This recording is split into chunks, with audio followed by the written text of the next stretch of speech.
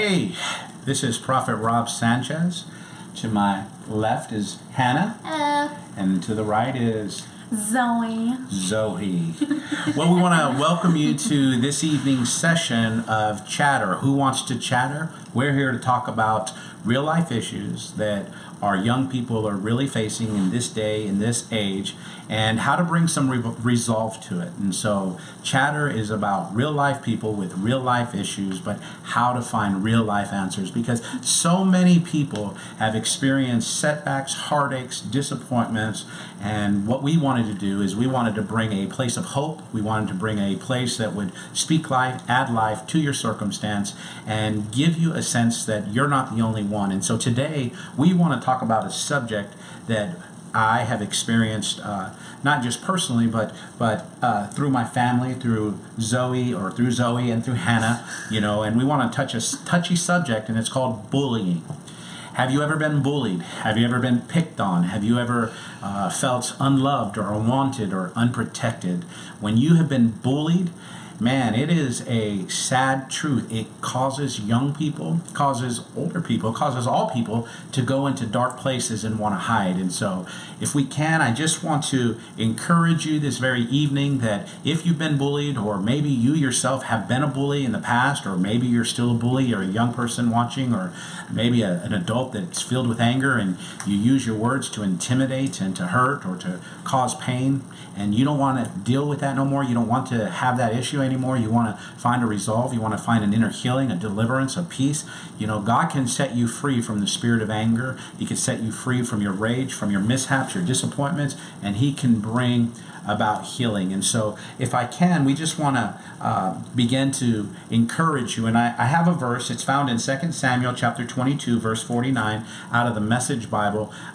For those of you that have been bullied, I want you to grab hold of this verse and write it down in the tablets of your heart. Maybe you take it to memory, and you'll begin to understand the power of God's deliverance. So 2 Samuel chapter 22, verse 49 says, "He rescued me from my enemy's anger. You pulled me out of the grip of those who upstart or start up trouble." And it says, "And you saved me from the bullies." I'm here to tell you that God will save you from those that are causing trouble in your life. He'll remove those who have been a bully, and He'll deliver you from being bullied, and He'll give you strength to overcome. So once again, we're just here to encourage and lift it up. So my question is, what is a bully? And what does a bully look like? They come in all different shapes, all different sizes. They come with all different types of personalities. They can be nice one minute and a Jekyll and Hyde and be angry in the next. So what is a bully? Hannah, let me ask you first. What is a bully in your mind? To me, a bully is someone who either feels like you're too different from them. They feel like they're important and everyone else should be like them. And if you're not like them, then you shouldn't be important to anyone. So there's someone that pick on you because of your differences. Mm-hmm. So, okay, I'll come right back to that. Zoe. Sorry. Zoe. Dad. So tell me, in your mind, what is a bully? I think a bully is someone who's insecure about themselves, so they pick on others to make them feel more secure about themselves, make them think they have an identity. Okay, perfect.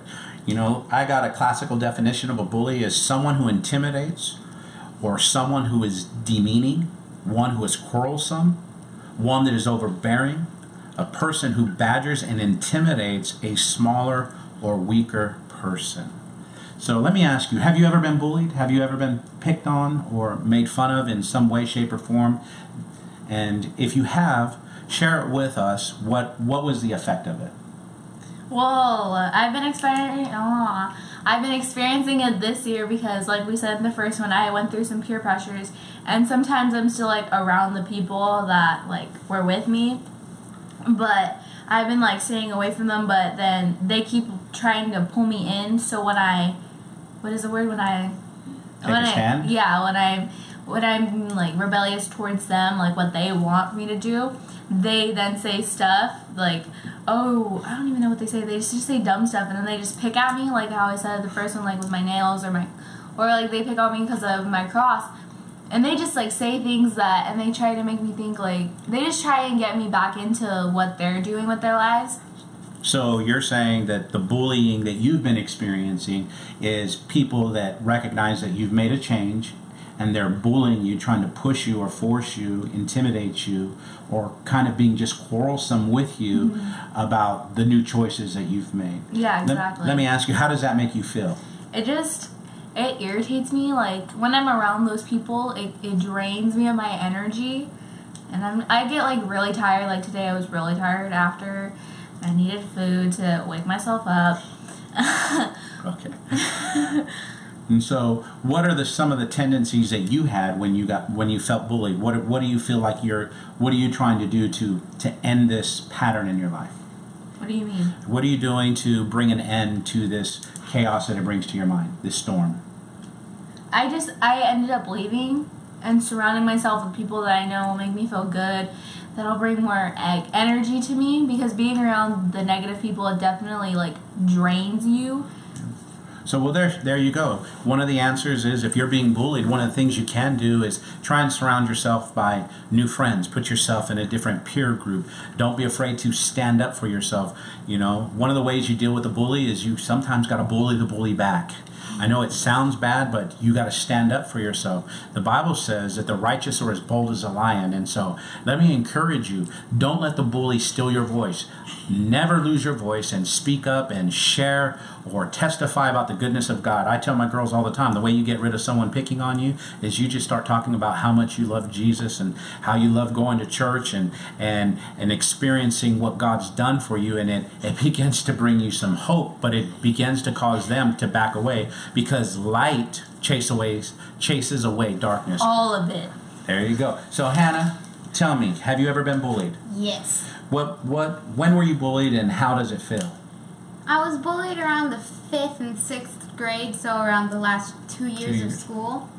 Kind of just felt singled out, because at around 5th grade, where I'd been bullied for most of the year, like around half and forward, I hadn't really had one particular friend group. There was just groups of friends that I just felt okay with for a while, so I would just migrate between them. And so when I started to get bullied, they started saying how like no one actually liked me. And so I realized that in my head, I don't actually have a group of friends that I hang out with consistently all the time, that if they were to say who's your immediate group of friends, I wouldn't be a part of. So they singled you out and they pushed you away to feel like you had no friends. When you felt like you had no friends, what did you do?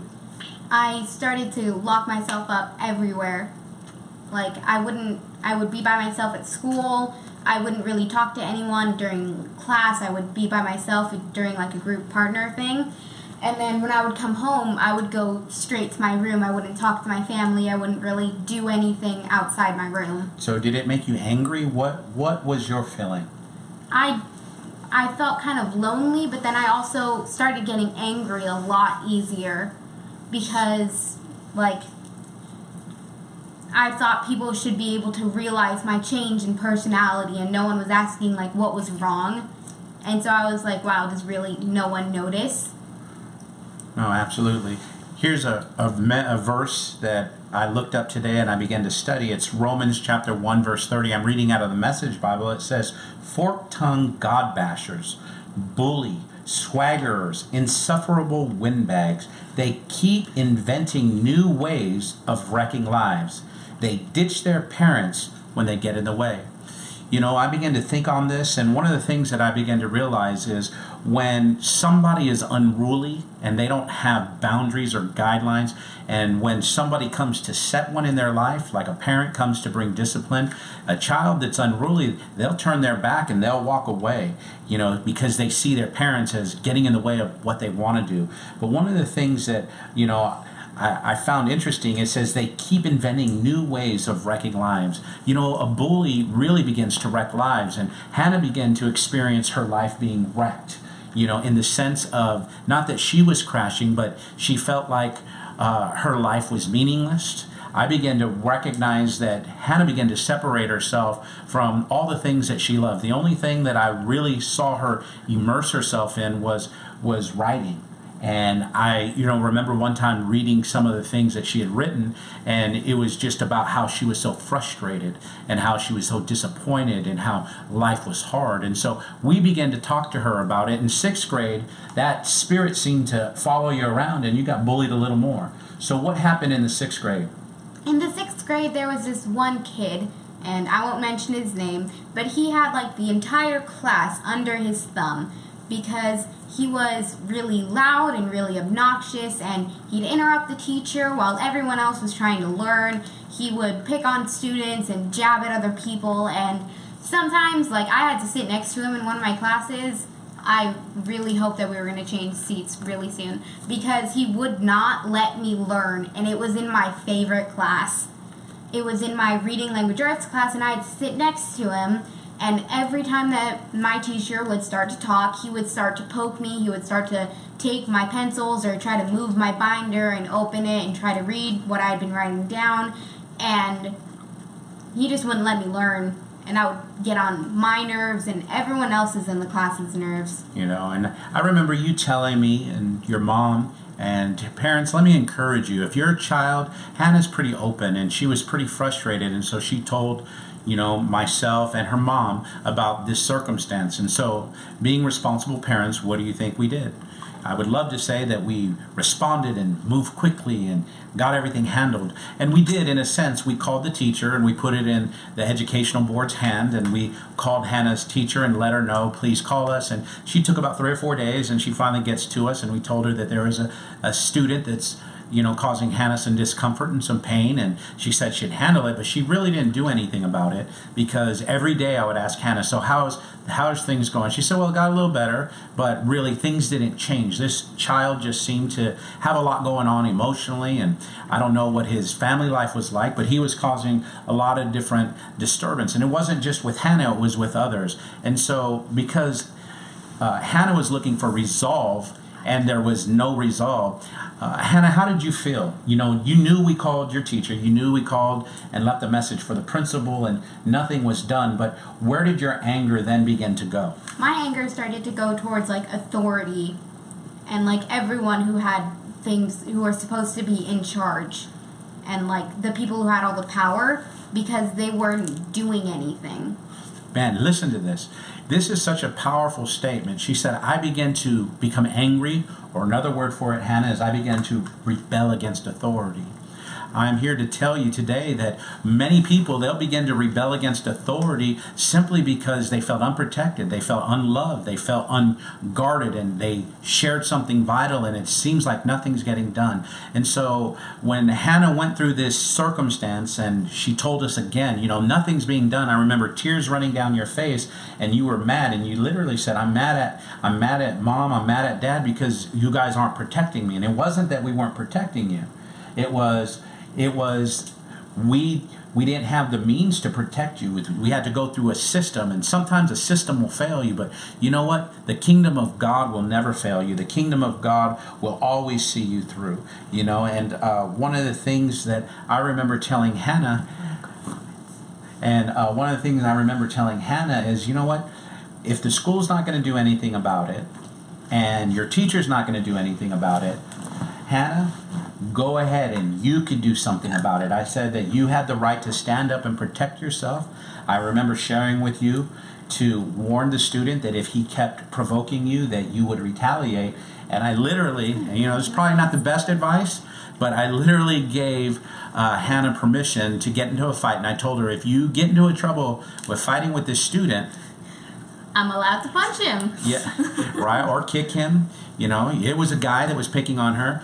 And, and I know some of you might be thinking, well, it's probably because he liked her. No, I think this young man didn't really care for her, and he had that spirit. He was bumping heads with a lot of people. And so I just remember telling her, you have the right to defend yourself, and if you get into a fight after you warn him or get into an altercation of any sort, you will not get in trouble.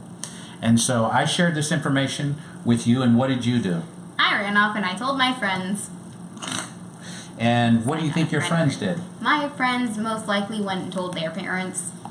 And so tell me, what ended up happening after you told your friends and your friends, you believe, told their parents because something happened. This thing climaxed. This thing, the rubber hit the road. Some things really happened, and everybody was called and let known about what was taking place. So what happened? Tell me quickly. He got into 2 different fights. The first one, it was with this one other student. They'd always been butting heads like the entire year. And so they finally had a fight. Teachers were called. They were split up. But then a few weeks later, they got into a fight again. But this time, the one guy who he was fighting, 2 of his friends got called.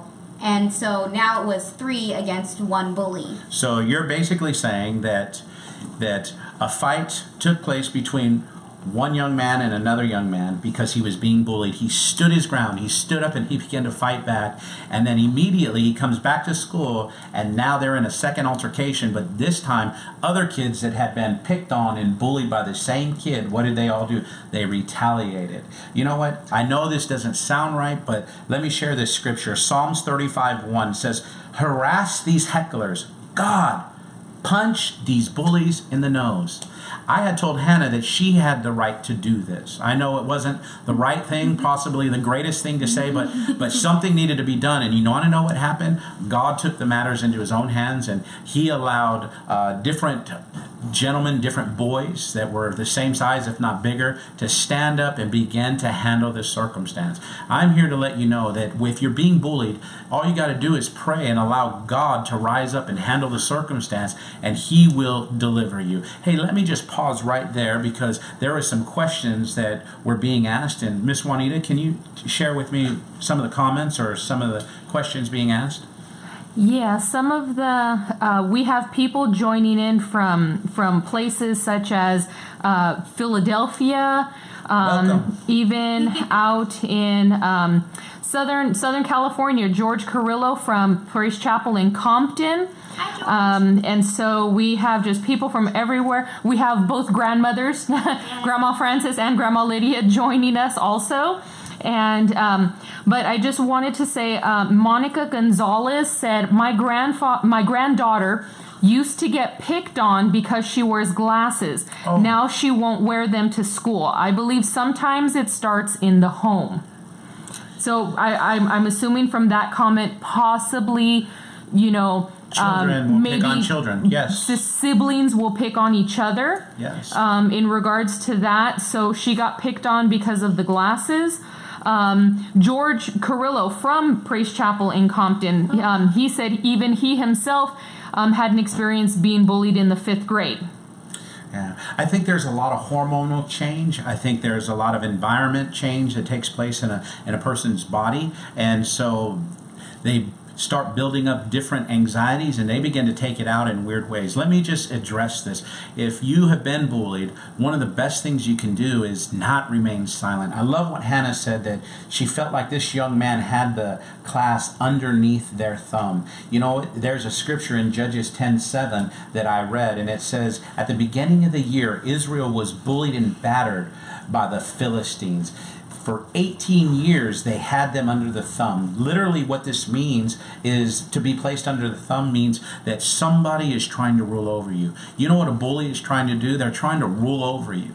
You know what? But you can't allow them. Something inside of you has to stand up. Your identity has to rise up, and you can't remain silent. You know what a bully wants to do is he wants to take away your voice.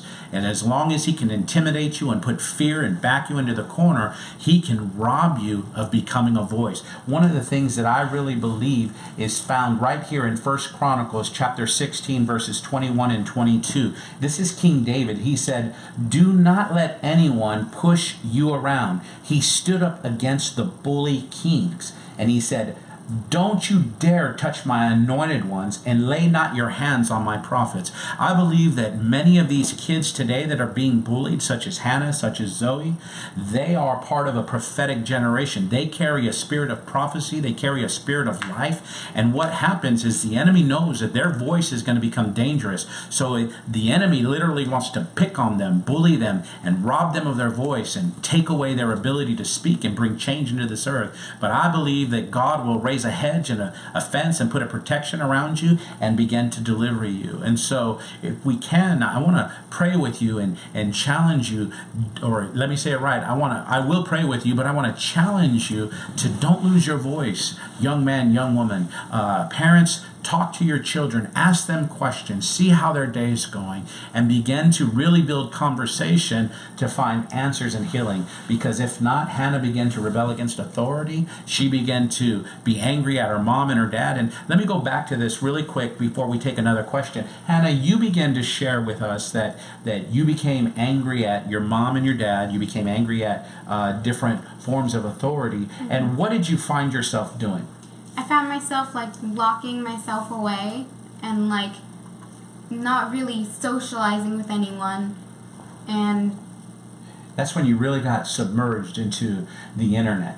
yeah. And I remember, and I'll see if I can jog your memory a little bit. I remember I questioned you, Hannah, what are you doing? And you said, oh, I'm on one of these chat rooms. And I said, what are you doing? And you said, well, I'm standing up for someone that's being bullied in cyber chat. You remember this? Yeah, that was one of the people who had followed me, and we'd been talking. I considered them a friend. We got along pretty well, but on a whole bunch of sites, they had always gotten like jabbed at and picked on from like different people at her school, actually, who would just follow her around on the internet to just jab at her. And I started to fight battles that weren't really my own, and I shouldn't really like have to put it on myself to do that. But I found myself just fighting their battles. Yeah. So you found yourself becoming a voice for others that were weak, and you started standing up for them. You know, Zoe, have you ever stood up for somebody that's been picked on or felt weak or felt insecure? I know that people have picked on you, but when others around you got picked on, have you ever stood up and said, hey, you shouldn't do that? What have you done to kind of help someone through a time of being bullied? I notice when if I see it going on, then I'll like, if I know the person, I'll stand up for them because they're my friend, and I feel bad for them because I know how they feel. But for me, if I don't see it, then I won't say anything. Like if I can't see it, you know what I mean. But especially if I know them, I'll just let the person know, like, just leave them alone. Just leave, yeah, because it's not right. Or, you know, I'll encourage you, if you know someone being bullied or you've seen someone being bullied, step in. Tell the other person, man, this is not right, and begin to become a wedge or a protection, or go and call a teacher, call an adult, call somebody that you respect, somebody that's going to stand and become a protection. Because I learned that this bullying effect had some devastating effects on Hannah. It caused her to go into a deep rage, and she made some choices out of this anger, you know, and it's up to her if she wants to share how dark this being bullied caused her to go into such a dark world. And, you know, I don't know if you want to share what it was that what you did to finally kind of come out of being bullied. What was some of the measures that you started taking or doing in your own life to try and find relief when you felt like mom wasn't there, dad wasn't there, the teachers weren't caring, no one cared? What was it that you wanted to do? I wanted to just find some way out of it. And I don't want to share exactly what happened, what I did, but it's something me that personally I feel like I know I shouldn't have done, and I just regret it a lot now. And it's like, it's okay. You can talk to me. Difficult. Right. So basically you're saying that I was so angry, the only way that I could get out of the anger was to cause pain. And you know what? Just talking about it, there's healing for you, Hannah. And I want to let you know it's okay. You can testify, because it's not who you are. It's something you did because you were looking for answers. And so there's people all over the world that need help from you. Oh, man. And I want to let you know it's okay. I ain't mad at you. Mom's not mad at you. You know, what we are is we're proud of you because you're sharing. And remember what I told you earlier. Your testimony brings healing to people. You know, and so you're going to make a difference. You're making a difference already, because I guarantee you there's other people that have done it that are watching.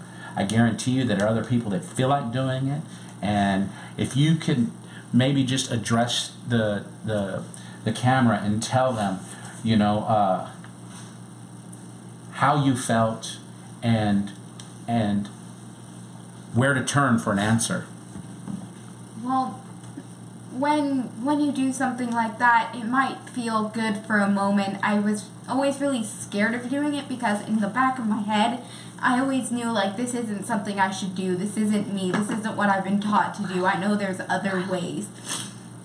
But just... Looking for relief. Yeah. And so it was like that rush, that there was a little rush of adrenaline. It's like if you're, like, addicted to getting tattoos because it'll sting for a while. It's kind of like that. And it'll just hurt for a moment, and then you kind of feel good. But it's not really a relief, because that can lead to more dangerous things and new different ways. It started out small. I would get like a rubber band and just slap it onto my skin, and then it would just keep growing. And it's not a healthy way to be living. So basically, Hannah is testifying that she began to find alternative means to get rid of the pain. And so she began to afflict herself, hurt herself, and cause herself pain because she felt the only way to come out of pain was to hurt herself in a greater dimension. Maybe you have tried some of these things. Maybe there is a game that I know kids played a few years back called Tap the Bones, and they would hit themselves and hurt themselves with pipes and break blood vessels. I know there's many people that would cut themselves. I know that people would literally have someone else punch them or slap them, and it became a game, but it's dangerous. And so I'm here to tell you that that's not the answer. The answer is to turn to Christ. Hannah, I want to let you know that I love you, I support you, and at any time that you feel like you need my attention, come to me, talk to me. I'm open. Mommy's open, and we're here to help. We stand behind you, and I think you confided in one of your friends, and she shared with you that she was feeling the same way, and guess what? You both got the help that you needed, and now we've seen a complete change. In this last season, the art began to come out of you, the beauty. You begin to write songs, and you begin to write all kinds of things, but you're no longer writing on the negative, you're writing on the positive, and I believe that that's a tribute to the inner healing. And so, if any of you have been feeling that type of pain or that type of pressure, most of the time people don't know what to do. Kids, young people don't know what to do. And so if I can, I want to share, I don't want to call it a game. I want to share how to build a life conversation with your children. I want to teach you something that we have learned to do. And it's a saying that Zoe, the master creator of so many awesomeness words and so many different things, but I don't know where you picked it up, but you have this little saying called, "How's your day?" And so tell us, how did this come about? I don't even know how. It started with Carly. It started with Carly. I think she started it. I'm not sure. I don't know. Me or Carly would come home, and then we would. I think it started with the baby. And she would just like when we "How's would your come day?" home, she would just ask us that. And then if you didn't say "being good," then she would yell at you, and you'd have to say "my day is good." And then we'd have to ask Carly, so Carly, how's your day? And she would say, being good. And so, what we've done is we developed a conversation piece from that, because so many parents will ask their children, so how's your day? But they're not really interested. They just want to hear, oh, my day's good, and then they move on. That's not conversation. That's just talking. That's dialogue. And you know what? Your child could have a day that is just cruddy. They could have had an emotional breakdown. They could have skipped lunch or stuff. And a lot of people will. Come on, Sorry. Stay with me. So, sorry. My wife was saying something and took away my thought, so I kind of lost my train of thought. You were saying something. I was saying something. Could have had like a bad day. Yes, your kids could have been having a bad day, and what ends up happening is all you say is, how's your day? But you got to take it further than how's your day. And so what we're going to do is we're going to do a little exercise, and what I've learned to do is ask, how's your day? And then what we do is we turn and we face each other. And what we'll do is I want to talk about the high point of a day and a low point. And the reason why we talk about a low point is because we want to teach our children how to become problem solvers. And not only do you receive the question as a parent, or ask the question and hear what they're saying, receive what they're saying, you turn around and you share your day. And so I'm going to go ahead and face Zoe, and we're going to have this conversation really quick, maybe 2-3 minutes at the most. And I'm going to say, so Zoe, how's your day? My day is good. So what's so good about your day? Tell me. The best part of my day was PE. PE? Hard to believe. Well, you know what? I don't believe it's hard to believe, because for those of you that don't know, Zoe doesn't like PE. She doesn't care to run. She don't like to sweat. She don't like to swim, though she's a great swimmer and loves to swim. But she don't like to swim for PE.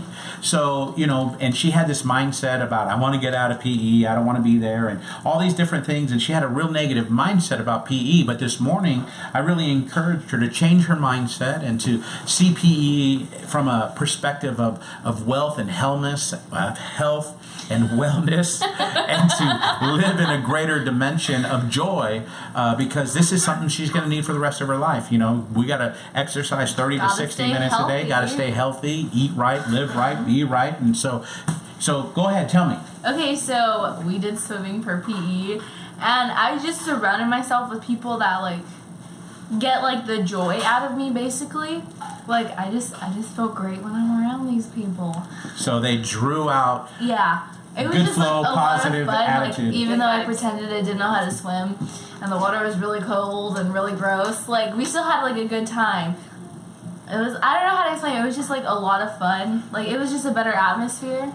So your high of your day was experiencing joy with new friends in the pool and just laughing and having a good time. So what was the low part of your day? Okay, the low point of my day was at lunch, because I was with the people that I used to hang out with last year, and one of the girls that I was hanging out with, she was having a really bad day because she was just being really negative, and I noticed that being just with her, it really drained my energy.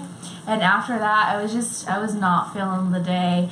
I wanted to leave so bad. I was so ready to go home. And then, it was just not good after that. So, but how did the day end? It ended better because my dad came to my school, to go, so we can go watch Brooke play volleyball. That's my niece. Hi, Brookie. And it was I just felt a lot better because, after being, down, frustrated. Yeah, down all day. After lunch, it just made me feel better to be around my dad because he's so positive. And, right after they opened the snack bar, I felt a lot better. So she got a little bit of food and she felt better. So praise the Lord. So, all right, Hannah. So how's your day? Being good. So tell me, what was the best part of your day? I think the best part of my day was in art class. Art is fun. It is. And so I finished my camel, which was yesterday's assignment. Yeah, we had to draw a camel. Okay. And so then he said, once you're done with that, you can erase the lines because we use grid. And then there was their sheet of showing you how to draw stuff on the grid. And so he's like, you just pick one to draw. And I drew a Goomba, which is the brown mushroom thing for Mario that you have to jump on and then it dies. Okay. I didn't know that. I'm learning. Go ahead. And I feel like it came out really well. So I was really proud of myself after that. So you had a great art moment. Awesome. I love it. So let me ask you, what would you say was the low of your day? I think the low of my day was in Mr. Malone's class, which is my core for language arts and reading, which is surprising because he's a really nice person. It's just that we had to watch a video, and it was on the Roman Empire and around that time, and so it was talking to us around the video was telling us about the gladiator games, and that just really creeped me out because in a week, 50,000 people died. Oh my god! Along with a whole bunch more animals.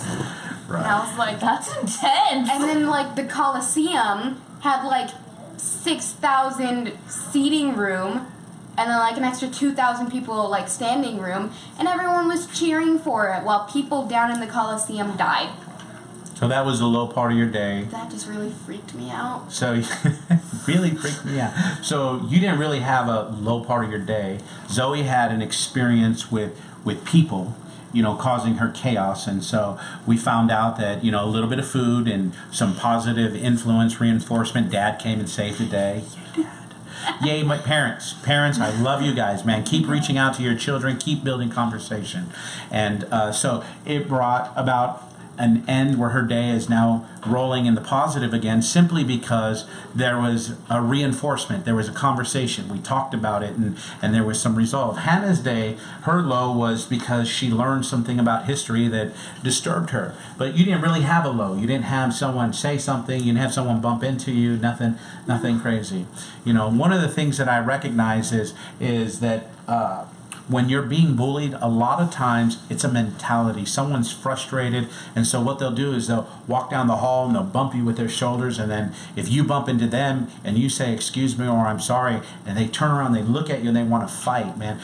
Know that that's a bully trying to shoulder their way through something, and just walk away. Don't engage that, and just allow yourself to be around someone that's going to protect you. But I want to say this: if you have been bullied or you are being bullied, do not remain silent. Open up your voice, cry out loud. Let someone, a father, a mother, your aunt, your uncle, your brother, your sister, someone older than you, heck, anybody that you can talk to them, a mentor, a pastor, a leader, somebody that talk to them and begin to say, "You know what, I've been bullied." And you'll realize the moment you open your mouth and begin to talk, even as Hannah shared how dark her world got, guess what happened? Even now she began to find another level of healing, and so, the way this conversation is going to end is simply like this. When we do what we call How's Your Day, we find out the high of the day, the low of the day, and then we end with something positive. Hannah, I'm glad that that's history and it's not repeating itself. I'm glad that you are able to realize that this is part of learning and education, but it's no longer part of life. Yes, there's still wars and there's still tragedies that take place, but you know what? God is still sovereign and He's going to see us through.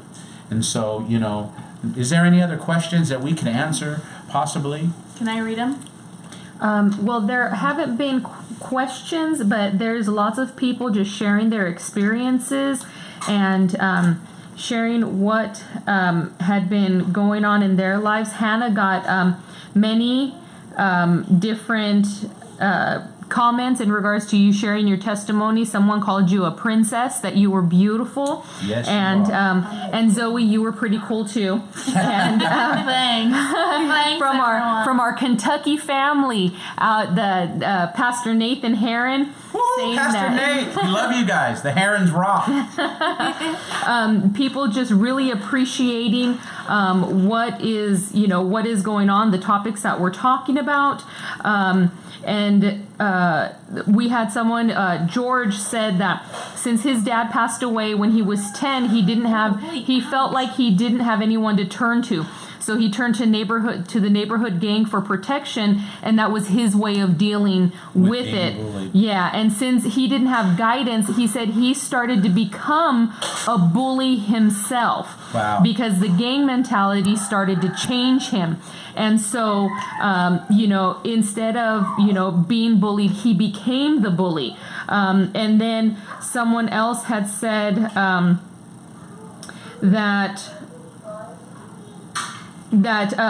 actually someone from Minnesota had said that she is starting to Esmerai. I don't know if you met her. She said she's starting 5th grade, and she's really hoping, I think she's a little bit worried that she may start getting bullied. So she wanted to, she was hoping that, as she starts school, that she doesn't get bullied. Pastor Rudy Sanchez from Merced, he's showing his appreciation, great stuff to talk about. Yes. And so Pastor Lori Pimentel from Hayward, she's commenting also. She said, "You're the bomb." .com. Come on. But there are many people that are really appreciating this topic. Come on, and chatter. both girls sharing their stories and sharing their testimonies. Well, let me encourage you. Matthew chapter 10, verse 28 in the Message Bible says, "Do not be bluffed into silence by the threats of bullies. There's nothing they can do to your soul, your core being. Save your fear for God, who holds your entire life, body and soul, in his hands." You know what a bully wants to do? He just wants to intimidate you, and he wants to take away your voice. There's Carly howling in the background. But what a bully wants to do is they want to take your soul, they want to take your life, but they don't have a right to it. Your life has already been purchased by the blood of the Lamb, by the power of Christ, and he has set you free. And so I pray that this session of topic has encouraged you. I pray that it would strengthen you. We just want to let you know that we're a family that believes in communication. I double red dog dare you, parents, to grab hold of your children and play, "How's your Day. How's your day?" And sit down and ask them the highs and the lows of their day. And if it's a low, guess what? As they begin to open up, they'll begin to tell you what's really going on. And so you got to ask questions like, "Tell me more." You got to ask questions like, "How does it make you feel?" And let them fully open up. And as they open up, you got to fully pay attention to them. If you notice, when I talked to Hannah, I fully engaged her. When I talked with Zoe, I fully engaged her. And what we did is we laid eye upon eye. That's when we put our cell phones away, and nothing else is of importance except the one that you're looking at. Man, husbands, do it with your wives. Wives, do it with your husband. And parents, do it with your children. Children, do it with your parents. And I guarantee you, one of the greatest things that this "How's Your Day" is going to teach you is when they talk about their lows and you share your low. I didn't actually share my day with you, so let me take a moment and share my day. Zoe asked me, "How's your day?" Dad, how's your day? My day is good. Let me tell you, what was the high of my day? The high of my day was I got a call while I was on the treadmill, and I had just started to run. For those of you that don't know, I had injured my back, my L5, my S1, and I'm not supposed to run, but my chiropractor and my doctor has given me permission to start running a little bit. Slowly. And so slowly, yes. And so I was taking off on a run, and I was just about 5 minutes into jog. it. And so I want to run 10, 12 minutes already, but I'm not supposed to. So right at the 5-minute mark, this was God protecting me. I get a call, and it's from a pastor. And he began to share with me how I gave them a word on Easter Sunday, and everything I had said over their lives had fully come to pass. And they were inviting me to come and minister at their church. I had never been there. I had never met them, but they had an experience, an encounter with God. And so they were so excited. And what was amazing was I was planning on going to Africa at that time. I talked to the gentleman that I was going to be going with, and he said, "Rob, I just don't feel it. I release you. Let's plan for something at another date, another time." And so at that very moment he released me, I get this text and a call from this one pastor asking if I could come on that specific date. I really believe that God saved that date and has opened it up a brand new opportunity. So that was the high of my day. The low of my day was I kind of had a headache. Now, I don't know, my sinuses have been acting up since I got back from Minnesota, where I had a great time over this last weekend, met some great people. But I've had a headache, and I was a little bit tired, and I didn't sleep real well. But you know what? I'm still praising God. My low of my day wasn't really bad, but it was just a little downtime. But you know what? This has turned it all around, hearing your testimony and hearing all the great comments and hearing how awesome or awesomeness you are, Zoe, and hearing the wonderful feedback from everyone online. Zoe, please quit kicking that. Sorry, it's right there. If it's shaking on you, it's because it's Zoe kicking the camera. So I apologize. But I just want to encourage you, to keep your head up. If you've been bullied, do not become silent, but become a voice. Parents, I double red dog dare you to sit down and use this life skill that we've learned called How's Your Day. Find out about the high and the low of your child's day, and you share your high and low with them, and then you end on a positive note. And what you'll find out is you'll teach your child how to problem solve, because when you begin to explain your day and how you overcame your low, guess what? They'll begin to apply it in their own life. If you do it for 21 days, it'll become a habit. And before you know it, you'll have conversation with your children and you'll find out how to answer tough questions. So this is Rob Sanchez, Prophet Rob, saying good night. God bless you. We love you. This is Hannah Sanchez. And Zoe. peace out. Until next Tuesday, 5:30. Talk to somebody, chatter, share it, and we believe God for the greatest things to take place in your life. We love and appreciate you. Thanks for tuning in. God bless.